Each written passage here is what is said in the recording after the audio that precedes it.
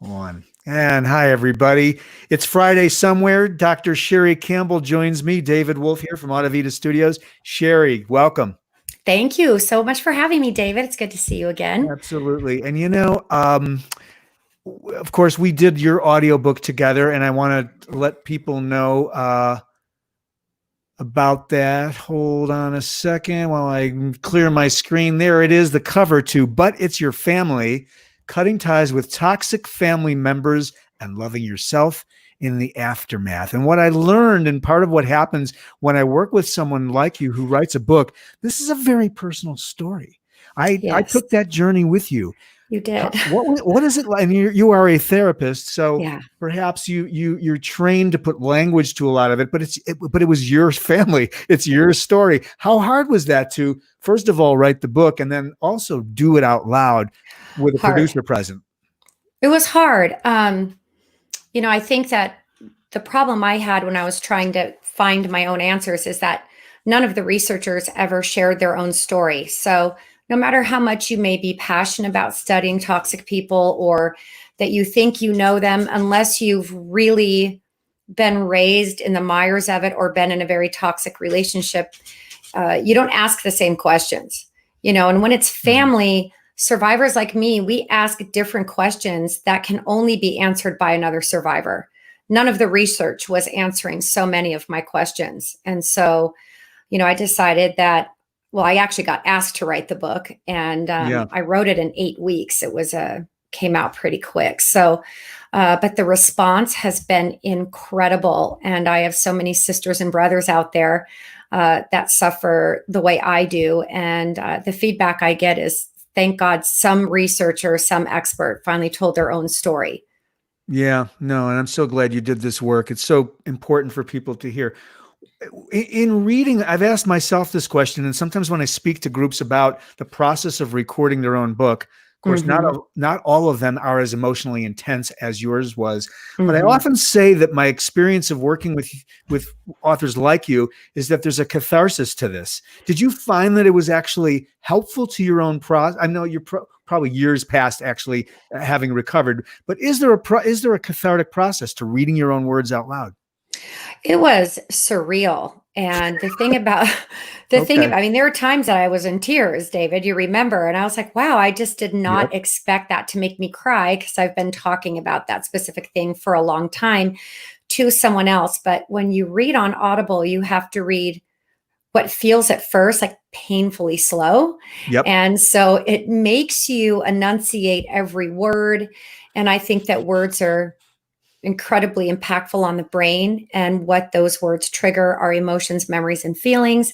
And so it was really quite a journey. And it's like 2 hours of reading in each sitting. Right. And, Right. so it was another form of therapy in a way for me, because this Hmm. issue, I definitely am not years beyond the healing. I'll never be healed. Okay. It was a super great layer of the onion to peel, I would Yeah. No, say. it's interesting to hear Yeah. from you because you're of all of the authors that we've worked with, you are probably an extraordinary example of emotional intensity. There have been a couple others that come to mind, but this is some raw subject matter for anyone who's been with it. We're talking with Dr. Sherrie Campbell about her book, But It's Your Family, Cutting Ties with Toxic Family Members, and of course, and then Loving Yourself in the Aftermath. So for those who may not understand that, what is a toxic family member? What does a toxic relationship look like? It is built in manipulation and competition and power rather than love or, unconditional positive regard. It's kindness in toxic families is given for compliance. So toxic family members don't value love as much as they value power and control over their children. And how hard is that to get? It's not hard at all. Children are young and dependent upon them, and it's built in shame. So you grow up not feeling guilty about something you did, you grow up feeling bad about who you are. Mm, Um, mm, Kids will automatically tell a story if their parent is upset, that the parent is perfect, therefore they must have caused that upset. And so we live with a lot of self-doubt and toxic shame. Our toxic parents need to be the center of attention. They want to make all of our choices. They manipulate us financially.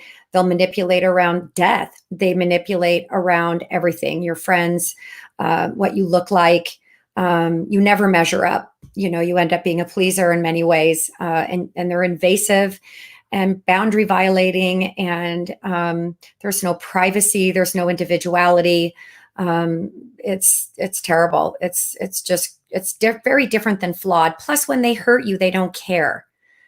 If I hurt or shame my own daughter by having a human moment, the natural guilt I feel absolutely makes me want to go repair that. And toxic family members, they don't care. From your experience as a therapist and perhaps your own life, Sherrie, do toxic parents typically come from a family of toxicity? Well, it depends on the child's view of it, I think. Oh. I can say that one of my parents came from a horribly dysfunctional background, and the other one came from an extremely wealthy background. So when I look at how do they turn out to be who they are, how does narcissism necessarily develop, is you either get too much or too little. And one of my parents got too little, and the other one essentially got too much.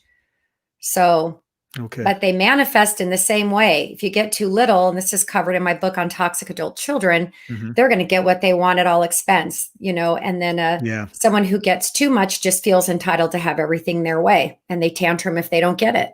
Those are both my parents in a nutshell. Wow. But do I think, like, on the wealthier side of my family, do I think that my grandparents were toxic?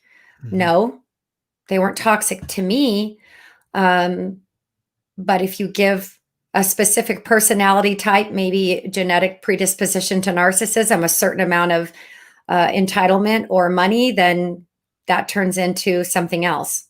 So that's great insight. So the work you're doing is amazing and so helpful to so many people who are maybe amidst a toxic environment and not aware of it or are working through it. And it's just good to know that they're not alone. But It's Your Family: Cutting Ties with Toxic Family Members and Loving Yourself in the Aftermath is the book by Dr. Sherrie Campbell. She worked with us on the audiobook version. The book is available, of course, on Amazon and where all fine books are sold. You can find the audio there as well. David Wolf from Audavita Studios joining Dr. Sherrie Campbell. Sherrie, thanks for spending a few minutes of your Friday with us. I appreciate it. Such a pleasure. Thanks, David. I look forward to working together again soon.